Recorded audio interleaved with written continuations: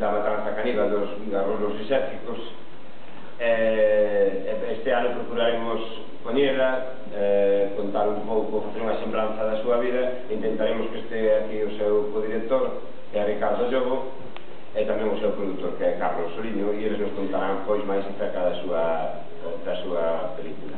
Ten unha cousa especial, e é que, tendo en conta que aquí é moi difícil financiarse para facer unha peli, eles tiveron unha idea moi boa, que foi facer accionistas a todo o mundo que coñecían. A todo o mundo lle pediron 1500 pelas daquela época para a peli a cambio de un vale.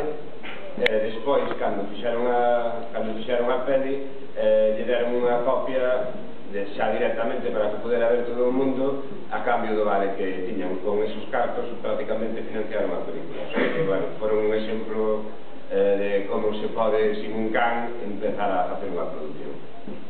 Nada máis. Pois a seguinte sección paralela vai a ser a cuestión de longametraxes. Este ano pois pretendemos presentar a longametraxe de Luís, que está por aí, e pretendemos tamén pois presentar a longametraxe de Oliver Lasse, que gañou no Festival de Cannes, Francia, no Porriño, e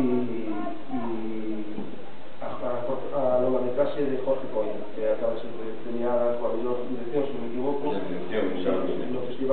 Film Festival de Taormina.